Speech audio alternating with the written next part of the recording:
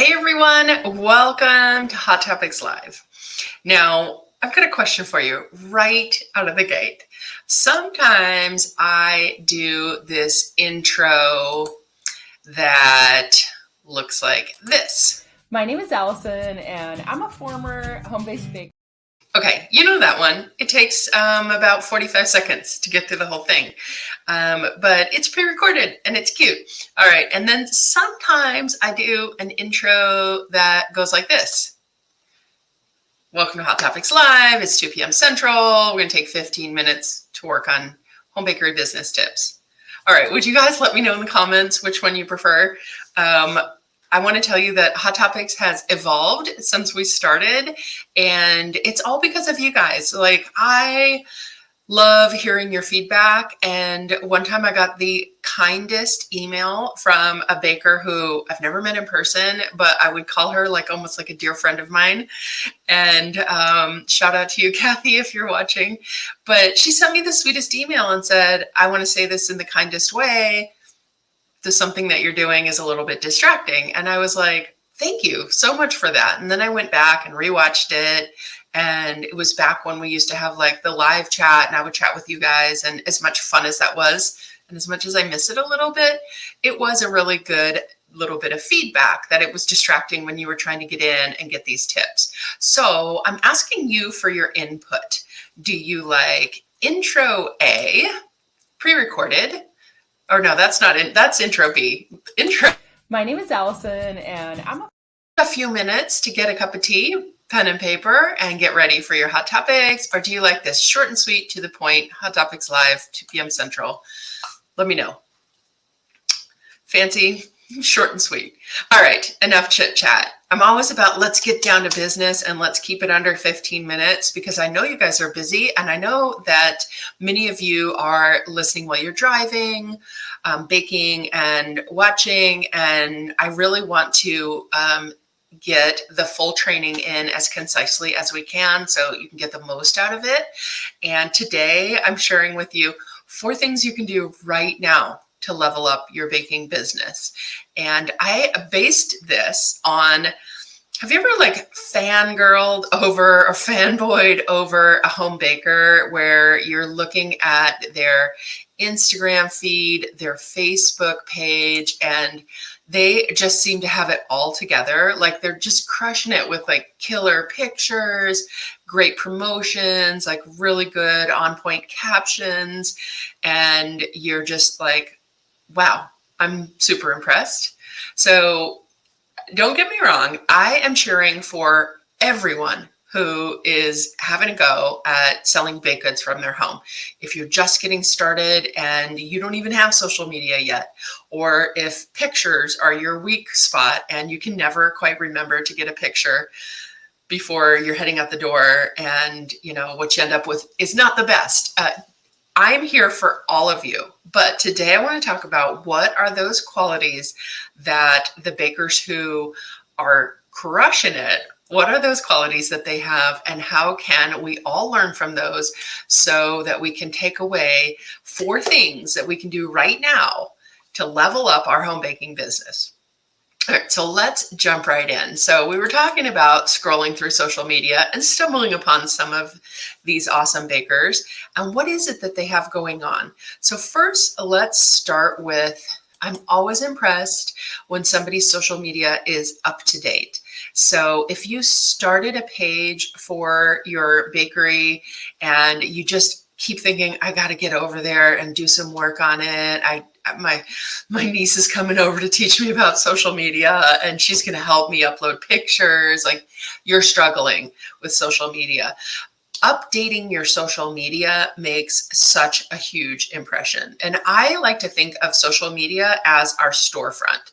So as a baker who used to own retail stores, the front of the store always has to look good, right? It's got to be swept every morning. The chairs at the bar thing that I had need to be tucked in. I like them angled a certain way. Glass has to be clean. That's the storefront, and it makes an impression. So what does your social media What kind of impression does it make for somebody seeing you for the first time?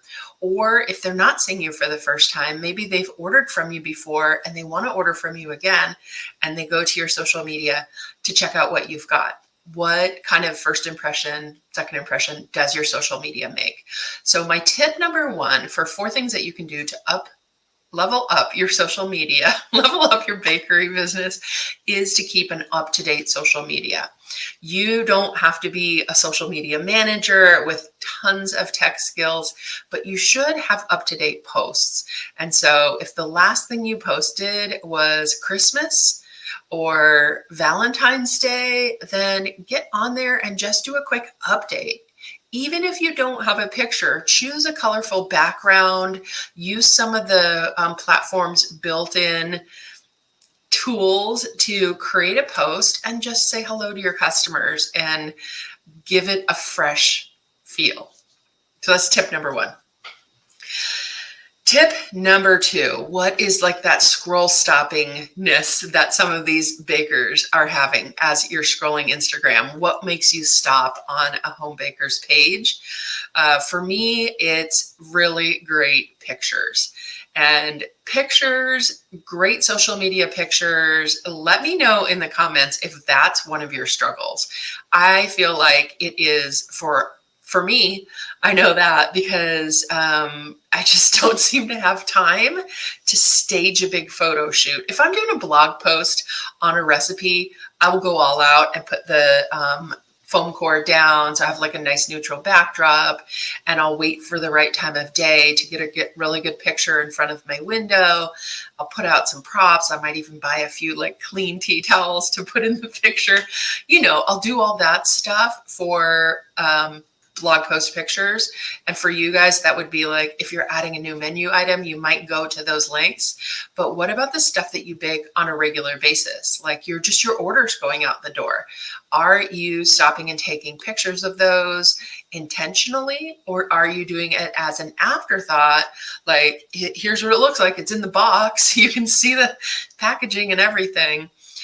Those types of pictures don't make as much of a wow factor as something that's been staged a little bit.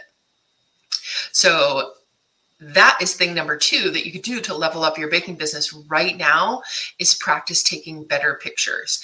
And one tip that I can share with you is that you can actually kind of clean up some of the pictures that you have by using an app that can remove the background, and then you can go in and do a little bit of editing to brighten things up, adjust the contrast, make sure the shadows are good, and really make sure that it kind of pops the way that a good quality photograph does. So apps like Canva, apps like PicMonkey, and what's the other one I use? Hold on, I actually have to check right now. InShot. I love InShot for removing backgrounds as well. InShot's free, Canva's free, although the background remover on Canva isn't free. And then very recently on the iPhone upgrades, your iPhone itself will remove the background. So lots of different ways to remove the background on something. And if your background is cluttered, if you've got your kitchen mess in the background or something unattractive next to whatever it is you're taking a picture of, try removing your background, putting in more of a contrasting background, and then sharing a picture that you've edited to look a little bit better. So scroll stopping pictures are the tip number 2 that you can do to level up your bakery right now. You don't have to go buy a fancy camera, but you do have to put some effort into taking better pictures. And one of the things that I like to do is just try to be mindful while I'm looking at other bakers, and not just have that be wasted time, but really look at what I like that they're doing. I really liked the way this picture is slightly out of the center of the photo. I like the way it's not fully centered. Notice something like that you could take away from it and then put it into action. That makes it worthwhile, and it's like you've learned something while you're scrolling. Okay, so tip number 3, or scroll stopper number 3, when you're looking at other girls, what am I saying? Other bakers' Facebook pages, Instagram pages, is when they have up-to-date holiday promotions. Now, I am not a fan of promoting every single holiday that comes along because some of them are just not worth it, and it's different for other bakers. Like different bakers have different holidays. So for some people, St. Patrick's Day is a good one. For others, it's a bust. So don't feel like this message means I need to promote every holiday. But the ones that you do decide to promote, let's see some seasonality on your social media. So let's see some color, some themes, some promotions where you're talking about something special that's going on in your bakery.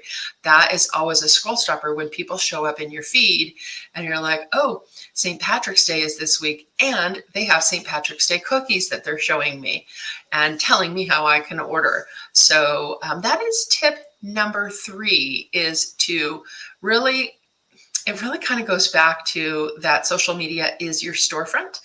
And would you decorate your store for the holiday? If you would, then go ahead and make your social media kind of match that. So on that note, I want to make sure that you get the message loud and clear. I'm not saying redo everything for social media, come out with a brand new menu, a full lineup of new recipes, all of the bells and whistles for every holiday. You could simply have one menu item that is always on your menu that you rotate out for the holidays. So maybe you're not a sugar cookie decorator, but you have one sugar cookie that's on your menu that changes shapes and changes color. So that's the one you're changing. Or if you're a cupcake baker, maybe you do a special flavor in addition to all your standard flavors. So you're just keeping one rotating through the holidays so that you feel relevant on your Facebook page and Instagram page. All right, 4 things that you could do. We've gone over 3. Number 4 is to get reviews. So when I see a home-based baker who has lots of positive reviews, what that tells me is that baker has put time into asking for those reviews. They don't just happen magically.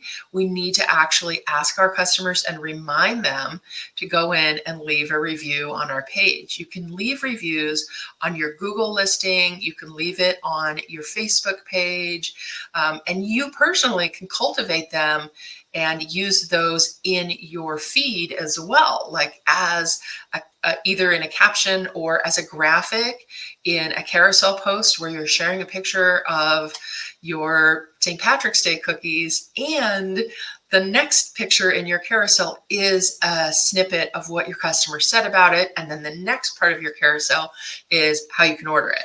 So that is powerful marketing, and I see those bakers that we want to just fangirl over doing that frequently and having cultivated lots of reviews. So reviews are an active thing. They're not a passive thing.